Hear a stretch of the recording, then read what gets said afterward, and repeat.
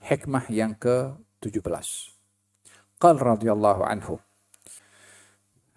إذا دعتك قال رضي الله عنه إذا دعتك نفسك إلى شهوة فإياك أن تقول أجيبها في هذه وأفرغ القلب من مطالبتها فإنك إن أجبتها إليها دعتك إلى أعظم منها.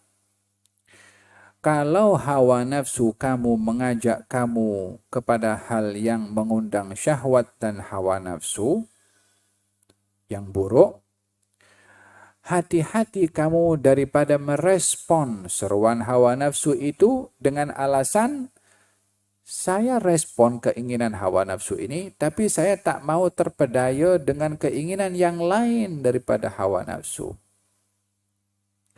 Sesungguhnya kalau kamu memenuhi keinginan hawa nafsu yang buruk, maka dia akan tuntut kamu kepada yang lebih buruk.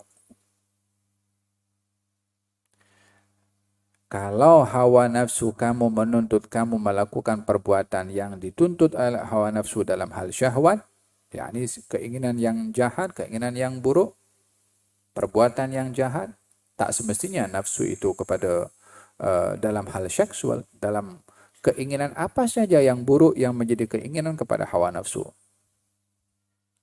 Jangan sekali-kali kamu meresponnya dengan mencari alasan, saya respon sekarang, sekali ini saja, tapi tak akan memenuhi yang lain. Atau hati saya tak mau turut selalu kepada keinginannya, kali ini saja. Jangan beri alasan kepada diri sendiri demikian untuk memenuhi kehendak hawa nafsu. Kerana sifat hawa nafsu itu, bila diberikan keinginannya, dia akan tuntut kepada yang lebih buruk. Hawa nafsu bila menginginkan sesuatu yang buruk dan kita penuhi, dia akan tuntut yang lebih buruk.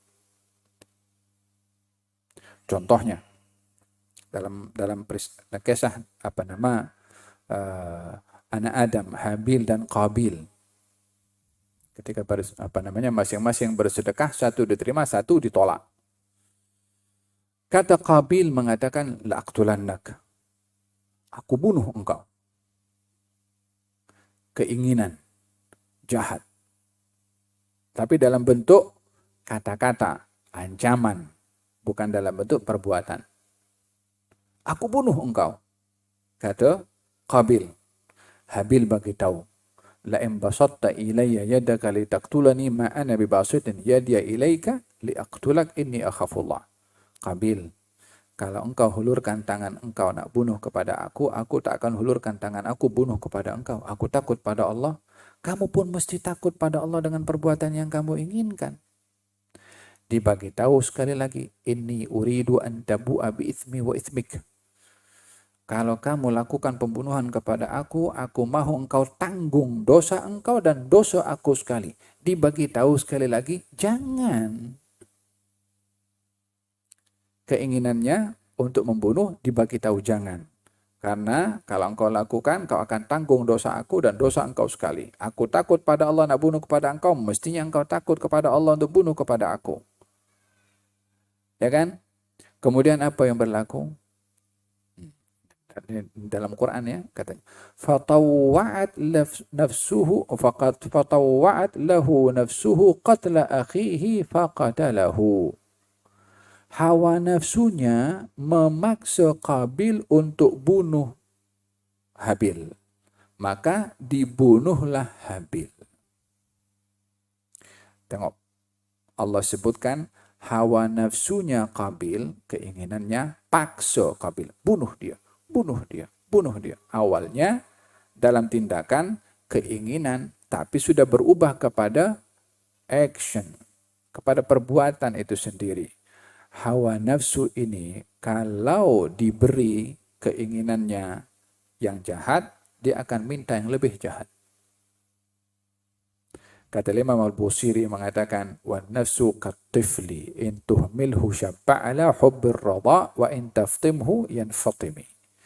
Hawa nafsu ini macam budak kecil, bayi yang menyusu. Kalau disusu terus, dia akan terus, hatta lebih 2 tahun dia pun akan menyusu. Tapi kalau dihalang dia daripada menyusu setelah 2 tahun, maka dia pun akan berhenti juga daripada menyusu. Hawa nafsu lawannya adalah dihalang daripada keinginannya.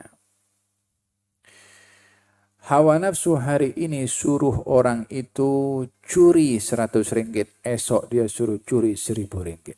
Lusa dia akan curi 10.000, besok lagi dia akan curi 100.000. Dan begitu seterusnya hawa nafsu. Dia tak akan puas dengan kejahatan yang sedia ada, melainkan dia akan cari yang lebih jahat. Oleh hal kata beliau mengatakan, yakni jangan sekali-kali membiasakan memenuhi kehendak daripada hawa nafsu, karena hawa nafsu akan menuntut yang lebih daripada seseorang. Baginda bersabda, al-mujahid man jahada nafsahu. Seorang mujahid itu adalah orang yang melawan kepada hawa nafsunya. Nah, hadza berkenaan dengan melawan kepada hawa nafsu. Nah, dulu ada seorang al-Imam Ja'far bin Ahmad al-Aidarus. Ja'far bin Ahmad al-Aidarus. Abahnya Al-Habib Ali bin Ja'far. Dia berazam untuk berzikir kepada Allah Subhanahu wa taala dengan beberapa zikir dengan ditentukan bilangannya. Kemudian saat dia mulai dengan awal saya ingat bilangannya 100 itu loh. Pada setiap zikir ditentukan bilangannya 100. Kemudian zikir. Sampai bilangan 90, maknanya dah hampir selesai lah. Hawa nafsunya seronok. Oh, jam lagi selesai dah. Katanya, hai hawa nafsu, engkau nak selesai dalam berzikir, engkau seronok ke?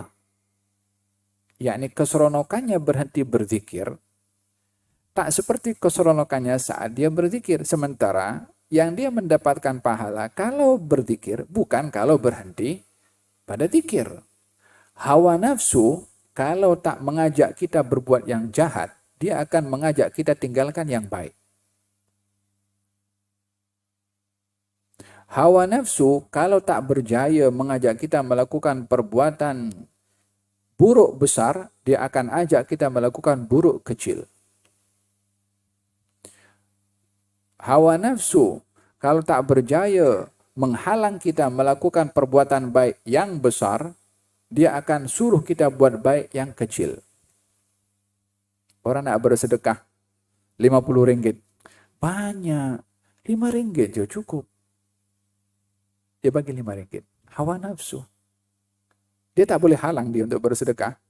Kalau 50 ringgit dia punya pahala banyak, dia bagi 5 ringgit. Pahala sikit. Demikian hawa nafsu. Tak akan ajak manusia untuk melakukan kebaikan. Dia akan suruh manusia untuk melakukan perkara yang buruk. Qal tawaqqa nafsaka an ghawailaha inna nafsa akhbatu min 70 syaitan. Hati-hati kamu dengan hawa nafsu kamu, sungguhnya ia lebih dahsyat bahayanya daripada 70 syaitan. Inna nafsa la ammaratun bisu. Hawa nafsu ini mengajak seseorang kepada perkara yang buruk. Kata Al-Habib Ja'far ini, hawa nafsu, engkau seronok nak berhenti daripada berzikir. Dia kata, aku kena tambah daripada 100 menjadi 1000. Maka daripada 100 naik ke 1000. Dia buat 1000. Dengan awalnya.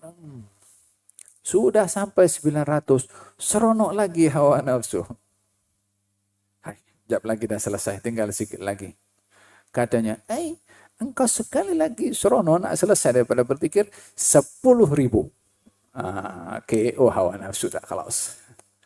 Tak lagi keinginan untuk apa sebabnya? Hawa nafsu menginginkan dia berhenti daripada beribadah sehingga tidak dapat pahala, justru dilawan daripada keinginannya, justru dia makin banyak beribadah, last sekali adalah hawa nafsu pun give up. Demikian melawan kepada hawa nafsu. Wa khalifin nafsa wa syaitana wa asihima wa inhuma mahalakan nusha fattahimi. Kata Imam Al-Busiri. Wa khalifin nafsa wa syaitan. lawan kau punya hawa nafsu, lawan syaitan. Wasihima, langgarlah apa yang mereka inginkan, jangan patuh maksudnya.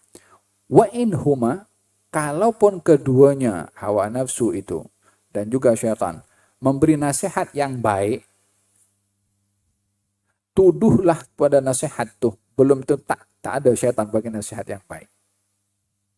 Tak ada syaitan bagi nasihat yang baik. Dalam Quran Allah Subhanahu wa taala ceritakan, syaitan, iblis jumpa dengan Nabi Adam dan juga Siti Hawa. Katanya, hai Adam dan Hawa, kamu tahu tidak kenapa kamu dihalang untuk dekat kepada pokok ini yang dimakan, dinamakan pokok khuldi. Syajaratul khuldi. Khuldi itu kekal. Allahu alam, tapi yang sebutkan kalimat syajaratul khuldi itu adalah talbis, dipakaikan oleh syaitan terhadap Nabi Adam. Pokok itu Allah sebut pokok saja. Iblis bagi tahu kepada Nabi Adam, ini pokok khuldi, kekal. Maknanya kalau kamu makan, kamu kekal. Nah, tengok, dipakaikan pakaian yang indah. Kalau kamu makan, kamu kekal. Atau kalau kamu makan, kamu jadi dua malaikat, kekal juga di surga. Ya kan? Kemudian, illa an takuna malakaini aw takuna minal khalidin. Wa qasamahuma, wallahi aku cakap betul, inni lakum minan nasihin, aku ni penasehat kepada kamu. Oh, penasehat. Siapa lantik dia penasehat? Dia tak ada, lantik sendiri je. Dia guna nama Allah Subhanahu wa taala, dia sumpah. Faham dong? Idzan tak ada syaitan bagi nasihat yang baik. Kali ini ada cerita ya, Allah alam betul tidaknya. Ada seorang keluar daripada rumahnya untuk pergi sholat subuh pagi-pagi. Kemudian turun hujan. Katanya nak pergi, tak nak pergi, nak pergi, tak nak pergi. Dia kata pergi jugalah. Dah kebiasaan pergi sholat subuh dekat masjid. Pergi. Turun daripada rumahnya, tergelincir jatuh. Basah dia punya baju. La hawla wa la quwwata illa billah. Dalam hati kata, coba tadi tak pergi. Kan tak jatuh. Kan tak kotor. Dia patah balik ke rumahnya, macam tak selesa solat di rumah. Kena pergi juga, dia tukar baju. Pakai baju yang kedua, keluar lagi. Di tempat yang dia jatuh, dia sudah berhati-hati. Dia pun jalan. Sampai di satu kawasan, agak banjir. Tak perasan kalau ada longkang. Dia masuk longkang, jatuh sekali lagi. Kali yang kedua, katanya Allah. Patah balik lagi ke rumahnya. Tapi dia azam juga pergi untuk kali yang ketiga. Pakai juga baju yang terakhir. Dia pergi, masuk, dah sampai lalu longkang itu pun dia berhati-hati. Sampai dekat dengan masjid, tergelincir licin. Masa dia tergelincir, dipegang oleh seorang dan diselamatkan dia daripada jatuh. Sampai dekat, dihantar sampai ke masjid. Sampai di masjid, orang yang pegang tangan dia itu, dia tinggalkan. Kata lelaki tadi, kamu ini siapa yang tolong saya? Katanya jangan tanya. Dia tanya, aku bersumpah demi Allah engkau bagi tahu siapa kamu. Dia kata, aku adalah syaitan.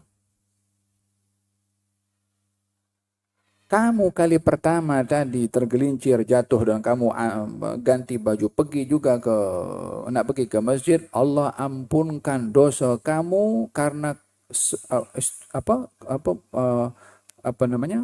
kesungguhan kamu untuk pergi ke masjid. Ini kamu lawan diri kamu sendiri yang awalnya tak mau pergi, tapi pergi juga. Azamnya ini menyebabkan kamu punya dosa diampunkan.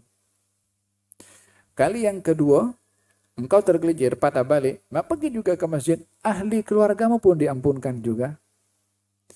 Kali yang ketiga, kalau engkau jatuh, engkau patah balik dan jalan lagi satu kampung, nih dia akan diampunkan. Aku susah payah kasih kacau mereka, engkau dengan jatuh aja Allah ampunkan dosa mereka.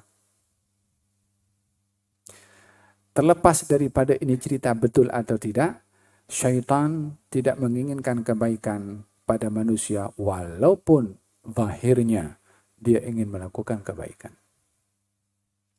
Paham dong?